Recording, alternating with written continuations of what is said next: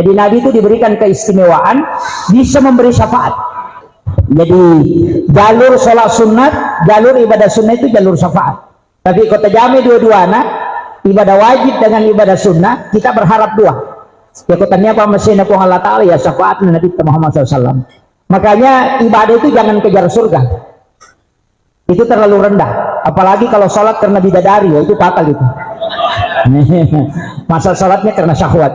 Jadi kita sholat itu bukan karena itu. Karena sebenarnya yang surga neraka itu kan hadiah. Kalau kita bicara hakikat, ya ketemu bicara tasawuf, maka dia itu surga si neraka, itu kan bukan halik. Tanya puang, tapi itu adalah makhluk. Surga itu kan makhluk. Sama dengan api. Api itu kan makhluk. Neraka juga makhluk. Nah pancaji ini puang Allah Ta'ala. Berarti ya kau nggak tahu masam paja na sebab itu tamaranaka. Maka ulama tasawuf mengatakan berarti salatnya takutnya kepada makhluk, bukan kepada Allah. Sama kira. Jadi maka dia ko neraka meminta masam pajak berarti neraka meminta tanya pun Allah Ta'ala. Ya ko surga mi mencintai masam pajak berarti tanya pun Allah Ta'ala mupuji. Tapi surga nami. Nah surga itu kan makhluk, tapi bukan khalik. Nah dalam salat itu kan kita mengatakan inna salati wa nusuki wa mahyaya wa mamati lillahi rabbil alamin. Itu jadi masalah. Makanya ulama kita dari dulu mengatakan surga neraka itu cuma hadiah. Makanya jangan pikirkan hadiahnya, tapi pikirkan bagaimana mendapatkan jalur masuk ke situ. Ya komeki tama ka dua nih, tama surga. Nomor rosi kita lolongan pamase, yang kedua lolongan syafaat. Makanya yang dicari itu rahmat Allah. Tapi rahmat Allah itu kan tidak semua. Misalnya pamase, Allah Ta'ala tentukan. Jangan mengatakan hal ini kecil. Makanya ada wanita WTS yang memberi minum kepada anjingnya kehausan, itu dijamin masuk surga. Kemudian ada seorang ulama sufi yang kemudian sholat malam, kemudian diberitahu oleh malaikat, nah sempejampenina ipudaku malaikat karena tembus amalannya, malaikat mendatangi, kemudian beritahu, papi soni mas sempejangnya. Percuma, nah sebab saya melihat namamu tertulis di dalam neraka. Jadi podangi yona apa ahli yang abid ini ahli ibadah, maka dapat jadi mas sempejangnya rogi bawamu. Nah sebab saya melihat namamu tertulis di dalam neraka. Namo mas sempaja kodeto selama. Agana sanguna ya ahli ibadah. Saya sholat bukan karena surga, tapi saya sholat karena saya hamba. Urusannya pun Allah Ta'ala kinro kak melo nataro. Melo taro kak aku neraka, melo taro kak aku surga. Yang penting, yang jelasnya mas sempajang karena saya adalah hamba. Dari sinilah ada kalimat Siti Jenar mengatakan, dimanapun saya diletakkan oleh Allah, walaupun di neraka, kalau rahmat Allah, maka saya akan selamat. Jadi doa itu nanti tembus betul, narekode nagagawat yung terima katanya. Makanya kung kataong kamu padina 10 juta ko kanto na nilaw dali, si salah tuh pak dongan ako di sisa gadinya. Si salah. Iya, kehusuan dalam berdoa itu pasti beda. Ya kung kamu padina ko kanto na 2 juta nasa namo ade, tadi madok ko ng kamu padiku. Kan begitu. Tapi ketika dia sudah dalam keadaan stagnan, dia nagaga dan tidak ada yang bisa dia kenali, maka di saat itu pasti dia merengek.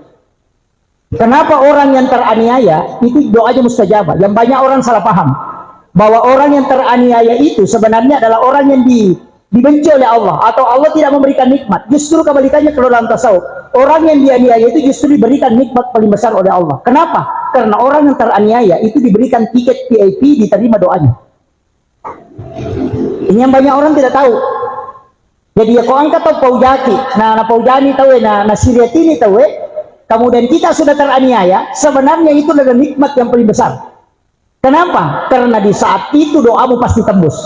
Citongan na naleko pong Allah Ta'ala lalang na suruh pemilau doa langsung supaya doamu diterima, karena mungkin selama ini doamu tertolak.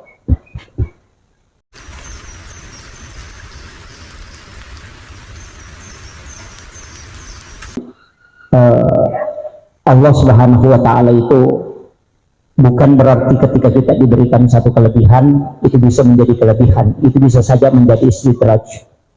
Artinya kelebihan yang justru membinasakan untuk kita. Makanya mudah-mudahan apa yang selama ini kita dapatkan bersama di Nahdlatul Ulama adalah doa-doa para muazzis, dan saya pribadi selalu berwasiat untuk diri saya sendiri dan juga kepada sahabat-sahabat di NU, jangan pernah lupa untuk bertawassul, karena tawassul kepada para muassis Nahdlatul Ulama adalah menyambung sanad. Mursyid-mursyid kita selalu mengatakan jangan selalu berjalan sendiri, Karena orang yang berjalan sendiri itu pasti kelelahan. Dan orang yang jalan sendiri itu pasti cepat putus asa. Tapi orang yang telah diberikan energi, para mursyid-mursyid kita insya Allah itu pasti diberikan kemudahan. Jadi alumon na situngan na alalangni, alumon na atutungan linoy adalah banyak mendoakan para kekasih Allah. Karena sesungguhnya wali-wali Allah itu tidak mati di sisi Allah. Jadi dia mati, tapi sesungguhnya dia hidup. Makanya mereka itu juga mendoakan kita. Kita di NU Sidrap ini sudah berjalan, alhamdulillah. Kalau saya sendiri tidak bisa. Ini berkat sahabat-sahabat semua. Tidak ada yang kami bisa lakukan secara pribadi, tidak ada yang bisa saya lakukan di NU kecuali sahabat-sahabat semua yang membantu. Dan ini adalah syukur kita semua, dan berjalan sampai hari ini. Saya hanya berharap kita semua, dan saya minta mohon didoakan, karena kita saling mendoakan supaya bisa nyambung secara rohani. Saya pribadi selalu mengirimkan suratul Fatihah kepada sahabat-sahabat Jamiyah yang ada di Kabupaten Sidrap terkhusus. Setiap kadang mau tidur itu saya selalu mengirimkan suratul Fatihah hanya untuk mendoakan semoga kita selalu tersambung sanad dengan Hadratul Syekh Hasyim Asy'ari. Kemudian nasihat saya yang kedua, hidup ini sebenarnya ya tua-tua ngelinoy dia merejing. Hidup ini gampang, mudah. Yang susah itu pikiran kita. Jadi harus hitungan na atutungan mah gampang. Nasabah semua sudah diatur oleh Allah. Ajal itu sudah ditentukan. Rezeki sudah ditetapkan. Jodoh juga sudah. Cuma kadang-kala pikiran kita itu yang selalu memberikan beban. Makanya hidup dengan berserah diri itu penting. Makanya saya wasiatkan kepada sahabat, kalau sudah sholat isya, kalau tidak terbiasa bangun sholat tahajud, setiap selesai sholat isya kerjakan sholat sunnah istihara. Jadi sampai sunnah istihara ki don rekam. Jadi segala yang kita mau jalani dalam kehidupan besoknya serahkan kepada Allah, nanti dia yang pilihkan. Orang yang beristihara setiap malam itu akan diberikan petunjuk langsung supaya dia memilih mana yang harus dia dahulukan. Kadang-kala tahu ia mina sampai sunnah istihara nareko angka masalah nulu, sehingga istiharanya itu selalu memikirkan masalahnya. Mestinya sholat sunnah istihara itu dikerjakan setiap malam. Ini tuh nak ada tomato tariolo, ko ujuk kena sabak di apa pakai doku. Sebenarnya itu kuncinya. Orang yang melaksanakan sholat sunnah istihara setiap malam, pasti Allah pilihkan untuknya. Jadi itu tidak akan bimbang, karena Allah yang mengatur segala langkah hidupnya. Jangan lakukan istihara hanya nanti ada masalah, tidak. Istihara itu mestinya setiap malam. Yang kedua, sempajang yang saya wasiatkan juga jangan pernah ditinggalkan adalah sholat sunnah witir. Karena satu-satunya sholat yang dijamin sebagai kekasih Allah itu hanya witir. Ya koma sampai tahajud itu tidak ada hadis yang mengatakan orang yang tahajud itu waliullah, tidak ada. Justru yang ada itu adalah sholat sunnah witir. Ini gini mas sampai sunnah witir pasti masuk dalam golongan kekasih Allah. Dan kuncinya ya koma witir kina pemetinro itu pasti tidak mimpi buruk. Karena setan dan jin itu tidak bisa memasuki alam tidurnya orang yang sudah berwitir, karena sudah dibentengi oleh Allah Subhanahu wa taala. Jadi kuncinya, apalagi kalau perempuan, karena sering mimpi buruk, makanya awitirnya makin apa matindro. Cuma banyak yang salah paham. Nah, sengi maka dia kupuran yang witri tidak ada lagi sholat. Karena dia mengatakan akhirkan witirmu. Sebenarnya yang akhir itu bukan seluruh sholat. Jadi tadinya mana sampai jangan itu witir. Hanya Rasulullah mengatakan jadikan witir itu sebagai akhir, karena bisa saja witir itu kan dikerjakan di malam hari. Ya witir kan di jam weni. Tapi ya kau pura ki sampai jam mengaridi, makanya jangan berwitir. Karena masih ada sholat isya. Jadi sebenarnya mengakhirkan witir itu adalah sesudah sholat isya. Jadi bukan dikerjakan bahwa witir ini tidak ada lagi sholat sunnah sesudahnya. Ini penting saya sampaikan karena banyak orang itu tidak witir dengan alasan maka ada moto kamaki masuk punya tahajud. Padahal sahabat Nabi itu Abu Hurairah itu melaksanakan witir sebelum tidur. Jadi mau witir sebelum tidur. Cuma Rasulullah berwasiat la witrani illa fil lail. dina wedi kedua tema witir isi weni. Nah, ini sebenarnya kuncinya, dan orang yang ketika berwitir itu pasti menjadi kekasih Allah. Ya komeki mencaji wali mah gampang, witir bawa nih nak betinro. Insya Allah itu dijamin sebagai kekasih Allah. Dan itu sholat sunnah. Walaupun banyak sholat sunnah nanti yang memiliki fadilah, tapi sitonganna saya sering mengatakan begitu.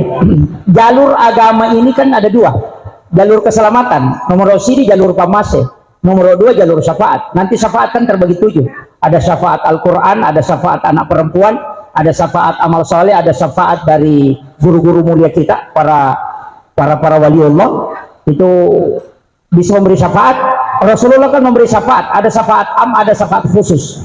Kalau syafaat am itu yang berupa umum, ada syafaat khusus. Jadi kalau syafaat khusus ini jalurnya VIP. Cuma makanya kalau kita mau selamat itu kan 2 jalur. Yang pertama jalur rahmat, pamase. Yang kedua jalur syafaat. Makanya ibadah itu 2 turunannya, ada wajib, ada sunnah. Sebenarnya wajib itu lari ke rahmat Allah, sunnah itu lari ke syafaat. Jadi dia capat ibadah sunnah, karena ibadah sunnah itu nanti larinya ke syafaat. Nah, satu-satunya nabi yang diberikan otoritas penuh dalam ibadah itu cuma Rasulullah. Nabi Musa kan tidak ada. Nabi Musa itu perintah Allah, ya perintah Allah langsung ke Nabi Musa, langsung ke umatnya. Dia kagak makan perintah Nabi Musa, itu langsung perintah Allah. Rasulullah itu selalu terbagi. Sholat wajib ada sholat sunnah. Puasa wajib ada puasa sunnah. Haji wajib, ada umrah sunnah. Sedekah wajib, zakat, ada sedekah sunnah. Syahadat yang wajib, sholawat itu sunnah. Kenapa ada wajib, ada sunnah? Yang wajib itu rahmat Allah ketika kau kerjakan, yang sunnah itu menjadi syafaat. Makanya otoritasnya Rasulullah bisa memberi syafaat. Makanya di doa Hasan itu kan wasyarafa wa darajata aliyatan rafiyah wa ba'ashu maqaman mahmunan lilladzi wa'adata innaka la tukhliful mi'ad. Jadi Nabi itu diberikan keistimewaan bisa memberi syafaat. Jadi jalur sholat sunat, jalur ibadah sunnah itu jalur syafaat. Tapi kota jami dua-duana, ibadah wajib dengan ibadah sunnah, kita berharap 2. Ya kotanya apa mesinnya pun Allah Ta'ala ya syafaat Nabi Muhammad SAW. Makanya ibadah itu jangan kejar surga. Itu terlalu rendah. Apalagi kalau sholat karena bidadari, ya itu fatal itu. Masa sholatnya karena syahwat. Jadi kita sholat itu bukan karena itu, karena sebenarnya yang surga neraka itu kan hadiah. Kalau kita bicara hakikat, ya ketemu bicara tasawuf, maka dia itu surga si neraka itu kan bukan halik, tanya puang, tapi itu adalah makhluk. Surga itu kan makhluk, sama dengan api. Api itu kan makhluk, neraka juga makhluk. Nah pancaji ini puang Allah Ta'ala. Berarti ya kau nggak tahu mas sempajan nasabah itu tamaranaka. Maka ulama tasawuf mengatakan berarti salatnya takutnya kepada makhluk, bukan kepada Allah. Sama kira. Jadi maka dia ko neraka meminta umat sampaja, berarti neraka meminta tanya ko Allah Ta'ala. Ya ko suruga mi macinay mas sampaja, berarti tanya ko Allah Ta'ala mupoji, tapi surugan nami. Nah suruga itu kan makhluk, bukan khalik. Nah dalam salat itu kan kita mengatakan inna salati wa nusuki wa mahyaya wa mamati lillahi rabbil alamin. Itu jadi masalah. Makanya ulama kita dari dulu mengatakan surga neraka itu cuma hadiah. Makanya jangan pikirkan hadiahnya, tapi pikirkan bagaimana mendapatkan jalur masuk ke situ. Ya komeki tama kak 2 nih, tama surga. Nomor si di lolongan pamase, yang kedua lolongan syafaat. Makanya yang dicari itu rahmat Allah. Tapi rahmat Allah itu kan tidak semua. Misalnya pamase, Allah Ta'ala tentukan. Jangan mengatakan hal ini kecil. Makanya ada wanita WTS yang memberi minum kepada anjingnya kehausan, itu dijamin masuk surga. Kemudian ada seorang ulama sufi yang kemudian sholat malam, kemudian diberitahu oleh malaikat, nah sempejampenina ipudaku malaikat, karena tembus amalannya, malaikat mendatangi, kemudian beritahu, papi soni mas sempejani. Percuma, nah sebab saya melihat namamu tertulis di dalam neraka. Jadi podangi yona apa ahli yang abid ini ahli ibadah, maka dapat ini mas sempejani rogi bawamu. Nah sebab saya melihat namamu tertulis di dalam neraka. Namo mas sampaja kodeto selamat. Agana sanguna ya ahli ibadah. Saya sholat bukan karena surga, tapi saya sholat karena saya hamba. Urusannya pun Allah Ta'ala kinro kak melo nataro. Melo taro kak aku neraka, melo taro kak aku surga. Yang penting, yang jelasnya mas sampaja karena saya adalah hamba. Dari sinilah ada kalimat Siti Jenar mengatakan, dimanapun saya diletakkan oleh Allah, walaupun di neraka, kalau rahmat Allah, maka saya akan selamat. Tapi kalimat ini kan kalimat sufi, tidak bisa ditafsirkan secara fikih, karena pasti rancu. Kan begitu. Nabi Ibrahim saja kan dibakar, tapi tidak terbakar toh, karena sifatnya api yang membakar itu dicabut. Ya jaja takdiru Nabi Ibrahim dengan riat, tidak. Nabi Ibrahim itu masuk ke dalam api. Kalau dalam riwayat itu kan 40 hari 40 malam petapulo sono petapulo nino kilala nabi. Tapi Nabi Ibrahim tidak terbakar. Kenapa? Karena sifatnya yang membakar itu dicabut oleh Allah. Makanya maka itu pandai, penyakit juga begitu. Di semua makanan yang kita makan, kalau penyakitnya yang dicabut, maka itu tidak ada masalah. Itu kan aja kuncinya itu. Makanya kenapa kita berdoa Bismillahirrahmanirrahim? Kenapa kita baca Bismillahirrahmanirrahim? La yadurru ma'asmihi syai'un fil ardi wala fis samai wa huwas samiul alim. Termasuk ini kan dibaca Umar, Khalifah Umar 7 kali sebelum makan. Khalifah Abu Bakar sebelum makan itu membaca Bismillahirrahmanirrahim la yadurru. Sehingga ketika ada makanan yang tidak jelas, pasti dia muntahkan. Jadi perutnya Abu Bakar itu paling kenal dengan makanan yang tidak jelas. Kalau ada makanan lain-lain itu pasti dia muntahkan. Itu karena membaca doa ini. Jadi kita bisa amalkan. Baca Bismillahirrahmanirrahim la yadurru ma'asmihi syai'un fil ardi wala fis samai wa huwas samiul alim. Tapi kalau dipakai langsung bukan pakai Bismillahirrahmanirrahim, tapi langsung dipakai Allahul ladzi la yadurru. Jadi kalau Bismillah miloki barakah, ya kok Allahul ladzi itu pertolongan langsung. Jadi isi salah. Kecuali kalau diambil wirid, berarti masih saja mengeribi, kita baca Bismillahirrahmanirrahim la yadurru. Tapi kalau mau dipakai langsung pakai Allahul ladzi la yadurru. Karena yang kita minta bukan berkah, itu pertolongan langsung. Nah, dari situ sehingga hampir semua doa itu ada berubah. Makanya kadang langsung Rabbi bukan pakai Bismillah. Makanya Bismillah itu kan minta berkahnya. Kalau langsung Rabbi atau Allahu itu langsung tanpa perantara.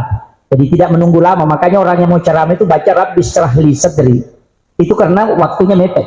Nah itu jadi beda. Ada juga yang pakai Allahumma anta Rabbi, itu menggabung. Termasuk dalam Ismul Azam itu Allahumma anta Rabbi la ilaha illa anta Rabbul Arsyil Azim. Rabbu khaliqa kulla syai' Rabbullahu samadu lam yalid wa lam yulad wa lam yakul lahu kufuwan ahad. Itu biasa dibaca kalau dalam keadaan mepet. Istilahnya tidak ada yang bisa membantu kita dalam suasana yang paling genting, itu bisa kita baca. Kemudian minta, langsung katakan mustagizina agisni. Dibaca 3 kali. Itu diberikan pertolongan langsung. Tapi ada beberapa yang kalau rahasia ulama yang saya dapat, sebenarnya kita katakan rahasia ulama karena dia tidak bongkar. Cuma saya sering membuka itu. Saya sering mengajarkan sedekah itu bermacam-macam. Kenapa Rasulullah punya sedekah rahasia? Sedekah rahasianya Nabi itu dalam menyuapi orang Yahudi yang buta di pintu pasar. Kita kan sering kalau dengar kisahnya Rasulullah.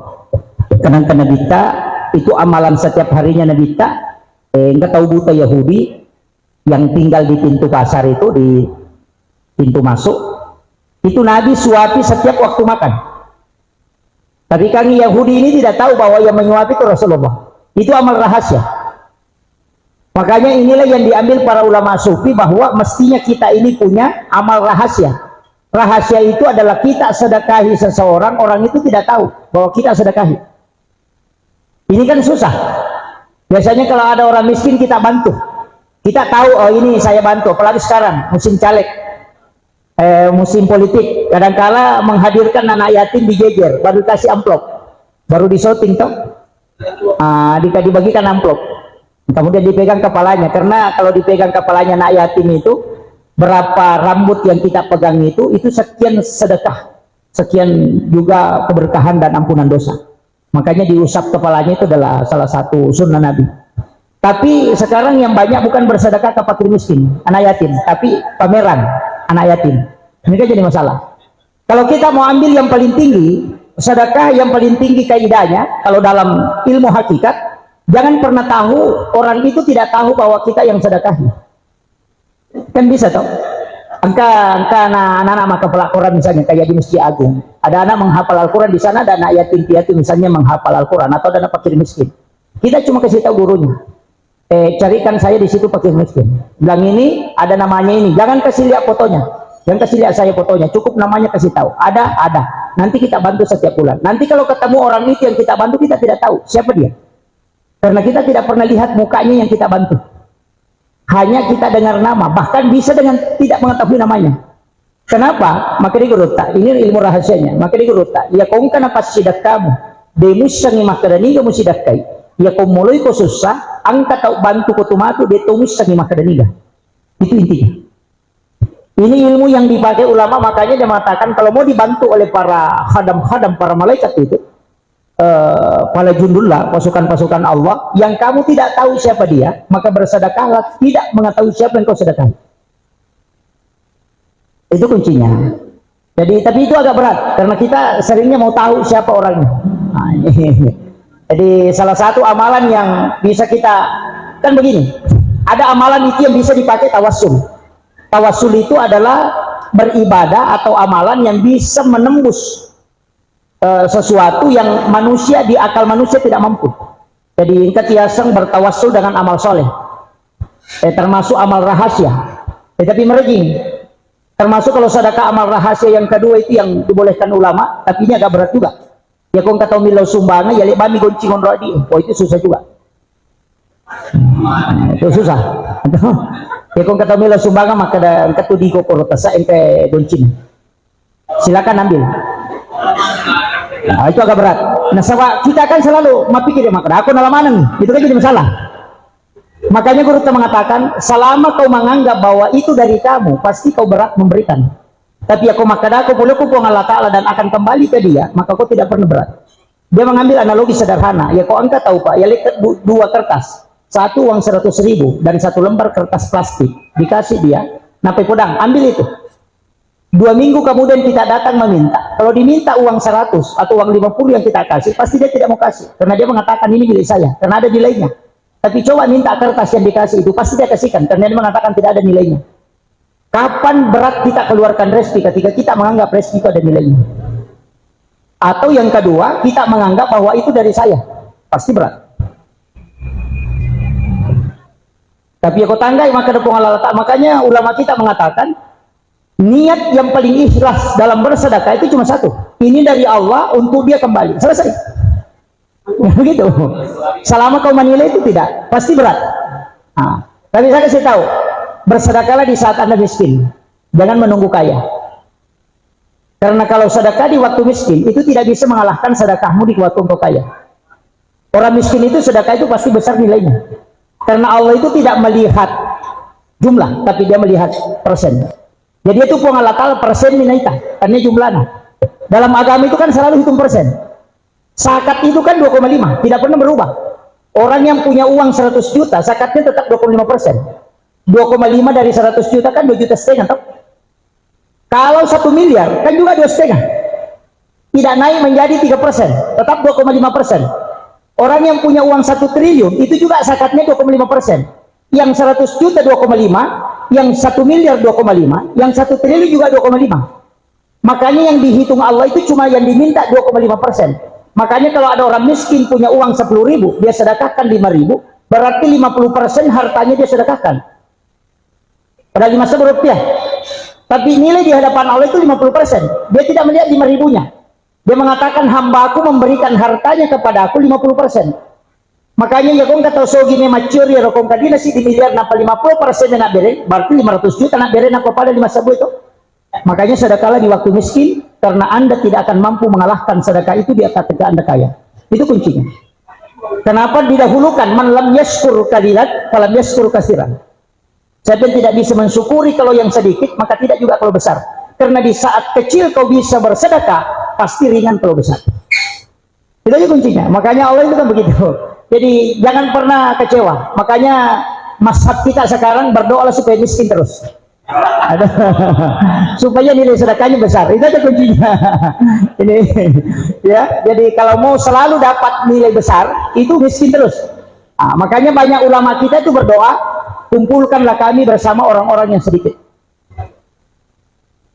Orang tidak banyak hartanya itu kan mudah prosesnya. Tapi ingat, sekaya apapun orang Islam itu pasti ada batasnya. Tidak sama orang Yahudi. Nah, sebab Nabi itu milawi. Untuk umatku ya Allah, jangan terlalu kaya. Karena saya tidak ingin terlalu lama jadi hisab. Umurnya juga dia minta, jangan terlalu panjang. Kayak Nabi Daud, 930 tahun. Iya. Untuk Rasulullah dia minta likulli sayyidin hasabi wa hasabi ummati baina sitin wa sabain, antara 60-70 tahun. Tidak usah banyak, karena kalau dia berdosa kan tidak banyak dosanya. Bayangkan kalau 900 tahun baru main judi, itu paling tidak 800 tahun main judi sama kira. Jadi kalau ratu na taong umur paling mariawa pituratu tok boto o maboto. Tapi kalau 60 tahun umurnya itu palingan tidurnya kan lama, 8 jam toh. Iya, apalagi kok tete serawan ni natinro, tete serapi leno toh. So itu fatal itu. Iya kok tuwe 60 na tao berarti 50 rua atau tu 40 rua tahun natinro. Hanya 12 tahun hidup begitu. Iya, makanya jangan banggalah, ibadah kita tidak banyak, nilainya tidak banyak. Makanya kita itu harus bertawassul, minta syafaat Rasulullah, minta syafaat para ulama.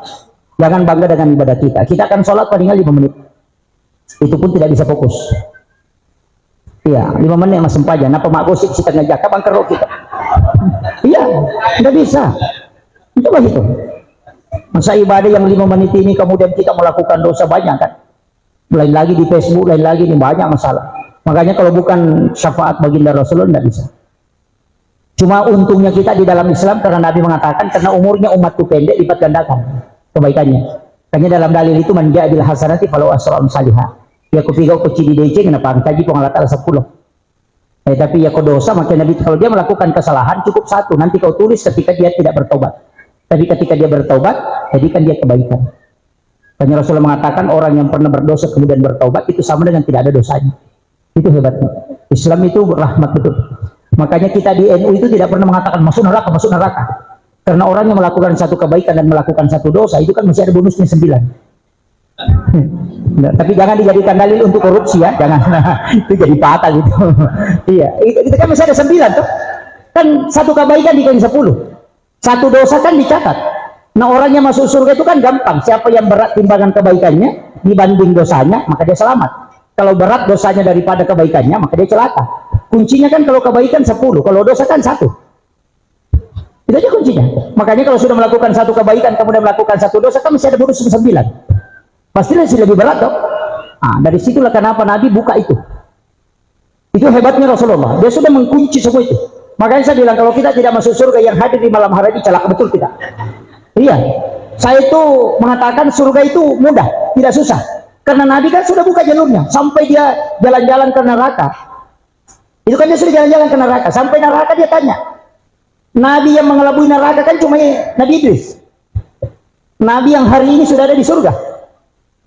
Nabi Idris tadi itu mengelabui malaikat maut. Dia kasih tahu bagaimana rasanya kalau mati. Dia mengatakan mau maut sakit kalau mati, rasakan bilang saya mau coba. Makanya dia minta izin kepada Allah, dicabut nyawanya.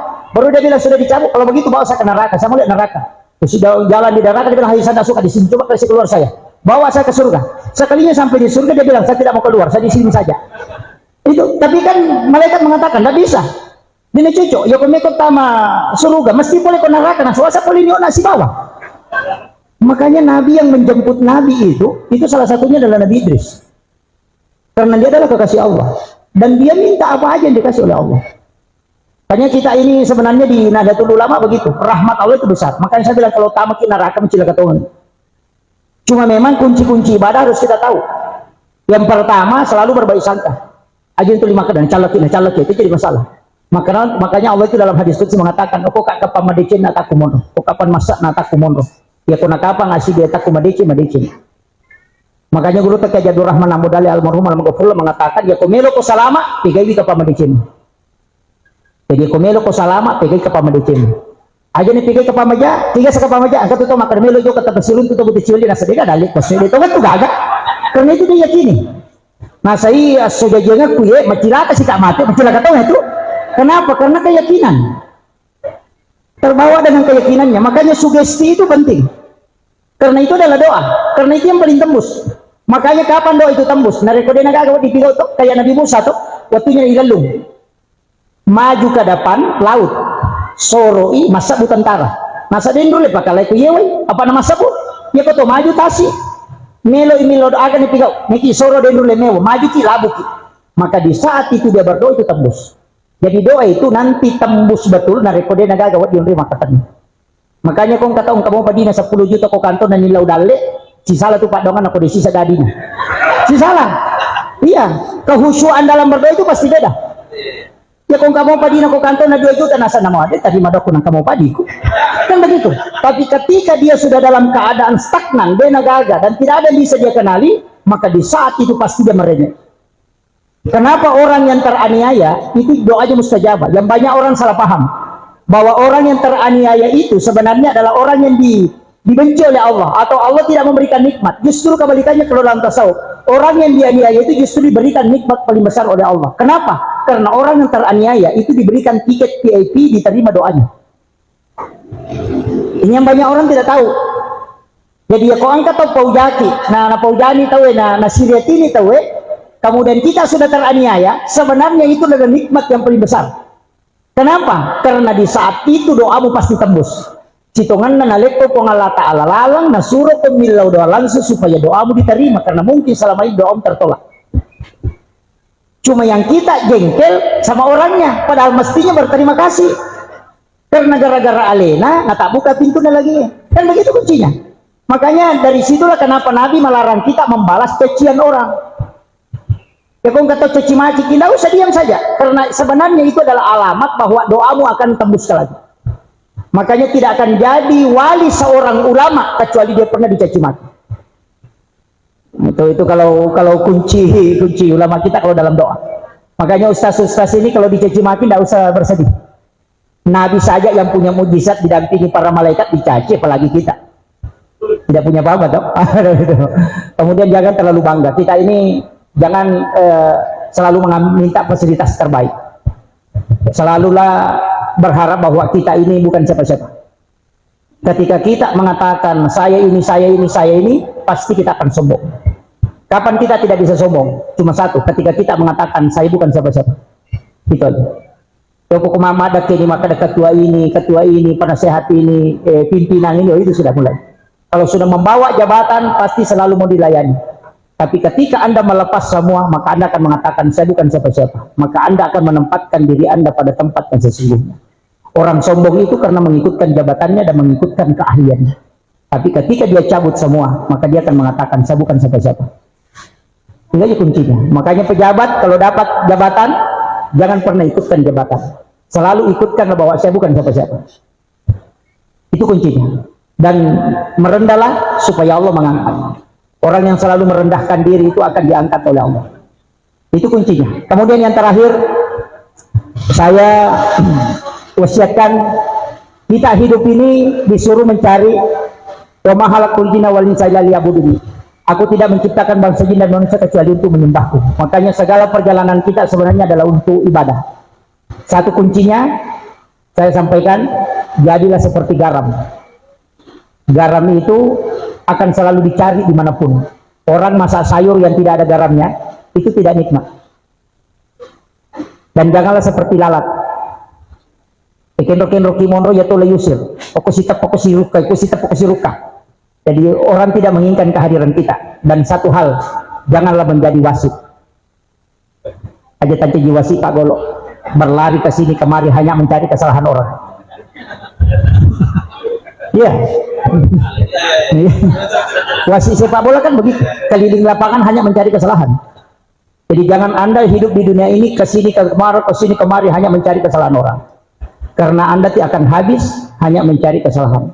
Dan orang yang begitu akan kerdil pemikirannya. Tapi teruslah berjalan, biarkan bumi yang mengukir. Bumi ini tidak bisa. Saya dapat nasihat itu dari Profesor Dr. B.J. Habibie ketika ada pertemuan ICI. Pesan beliau dia mengatakan, teruslah berbuat baik walaupun tidak ada orang yang memperhatikan dan tidak ada orang yang menyanjung. Karena bumi ini tidak tuli dan tidak buta. Dia akan mengukir dan pasti akan muncul kelak di akhirat. Itu kuncinya. Karena penghargaan begitu Pak. Makanya saya selalu wasiatkan dimanapun kita berada. Anggota dewan teruslah mengukir kebaikan di mana kita berada. Kalau camat, kalau guru, teruslah. Masing-masing perjalanan kita itu bisa mengabdi. Ustaz ya dengan ilmunya. Mungkin buruh dengan pengabdiannya, dengan kekuatannya. Jadi itu aja. Sama dengan warkop seperti ini yang kita tempati, ini akan menjadi saksi kelak. Bahwa kita pernah berkumpul di sini memberi nasihat. Itu kuncinya. Jadi jangan mengatakan bahwa warkop itu tempat begini, tempat begini. Di mana-mana Nabi Isa kan dengan Nabi Zakaria kan Nabi Yahya. Nabi Isa dengan Nabi Yahya kan beda. Kalau Nabi Isa itu selalu masuk ke tempat-tempat pelacuran untuk memberi nasihat. Kalau Nabi Yahya kan takut. Dia selalu bersama orang baik. Ketika ditanya Nabi Isa, kenapa kau selalu bersama dengan peminum? Selalu bersama dengan WTS? Dia bilang, saya kan Nabi. Sama dengan dokter. Dokter kan tidak sama orang sehat, selalu sama orang sakit. Iya. Makanya Nabi Isa kan dikasih tahu, kenapa kau selalu bersama dengan orang-orang peminum? Dia mengatakan, saya kan Nabi, ingin memperbaiki yang rusak. Kalau saya bersama dengan orang baik, makanya tidak ada gunanya. Karena dia sudah beriman. Mestinya saya bersama dengan orang jahat supaya dia bisa mempengaruhi, supaya dia menjadi baik. Tapi ketika ditanya Nabi Yahya, kenapa kau bersama orang baik terus? Dia bilang, saya takut kalau terpengaruh. Nah, makanya ada ustaz yang berani masuk ke kafe ceramah, itu yang kuat mentalnya. Kalau yang lemah mentalnya ini kayak kita ini di masjid saja, itu lebih aman. Nah, itu kalau di masjid aurat tertutup, kalau di kafe itu bahaya. Nah, itu. Makanya ustaz yang tidak tahan mental ya gabunglah dengan orang-orang baik, tidak usah ke sana, nanti bahaya. Ya, jadi ini mazhab kita. Jadi kedua-duanya ada jemaah tabligh yang berani masuk ke kafe-kafe, jangan salahkan mereka, biarkan mereka berdakwah. Ya, jadi saya itu begitu Pak. Saya tidak pernah menyalahkan siapa yang ceramah. Pasti kayak kita di Indonesia ini kita bisa melihat ustaz dasar hebat pada dakwah politik. Kalau politikus itu bagus. Mereka itu diberi ilmu hidayah oleh Allah untuk bisa menasihati para pejabat. Ustaz Nur Maulana itu luar biasa. Kenapa? Karena dia diberi hidayah oleh Allah untuk bisa memberi nasihat kepada orang yang mau belajar agama santai tapi stresnya banyak. Itu artis. Artis itu kan orang stres banyak. Mau belajar agama tapi santai. Makanya dibikin ketawa baru diajarkan agama. Kalau monoton itu artis tidak mau. Tapi kalau artis suka yang senang-senang itu ketawa-ketawa orang baru belajar. Makanya Ustaz Nur Maulana diisi. Makanya Allah itu sudah membagi. Tidak usah kita khawatir. Masing-masing nanti Allah beri hidayah. Penutup saya mengatakan, jangan pernah mengatakan saya ini bagaimana, saya begini. Cukup satu.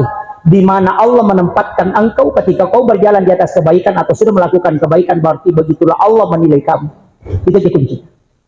Tapi ketika engkau bersama dengan orang baik atau tidak sholat, kemudian peminum, kemudian bersama dengan orang melakukan kejahatan, berarti Allah murka kepadamu karena dia menempatkan kamu di tempat yang dia tidak sukai. Tapi ketika kau sudah masuk ke masjid sholat, atau kau sudah melakukan kebaikan, bersahabat dengan orang-orang baik, berarti Allah sudah baik kepadamu. Kenapa? Karena engkau menjadi orang baik, ditempatkan bersama dengan orang-orang baik. Itu aja kunci.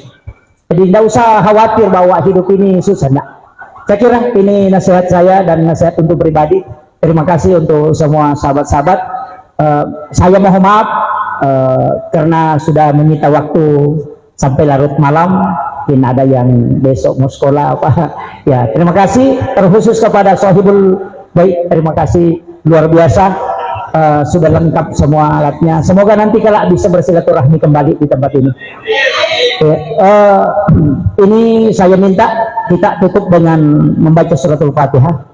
Kita bertawassul kepada para ulama kita dengan sekali tawassulan ila khadratin Nabi Mustafa sallallahu alaihi wasallam Muhammad wa ila jami'il anbiya'i wal mursalin wasyuhada'i wassalihin wal malaikatil muqarrabin wa kulluhum awliya'illahu fis sama'i wa ma fil ardi fil bahr wa khususan ila Syaikhul Qadir Jilani Si Ahmad Ar-Rifai Si Ibrahim Ad-Dasuki Si Ahmad Al-Badai wa kulluhum muassisina jami'ati mahadatil ulama khususan ila Ki Khalil dan Kalam Madura khadratus Syekh Hasyim Syari wa khabas balaki bisri samsuri wa kulluhum ulama'i fi jambi Sulawesi Selatan khususan ila Ki Haji Asad Said Ki Haji Rahman Abdul Malik Ki Haji Abdul Yusuf wa kulluhum ulama'i al-'amilin wal muslimin wal muslimat wal mu'minin wal mu'minat al-ahya'i minhum wal amwat. Al-Fatihah. A'udzu billahi minasyaitonir rajim. Bismillah. Alhamdulillahirabbil alamin arrahmanir rahim. Iyyaka na'budu wa iyyaka nasta'in shiratal mustaqim shiratal ladzina an'amta 'alaihim ghairil maghdubi 'alaihim waladdallin. Amin ya rabbal alamin. Akhirul kalam. Allahumma muwaffiq ila aqwamit thariq. Assalamualaikum warahmatullahi wabarakatuh.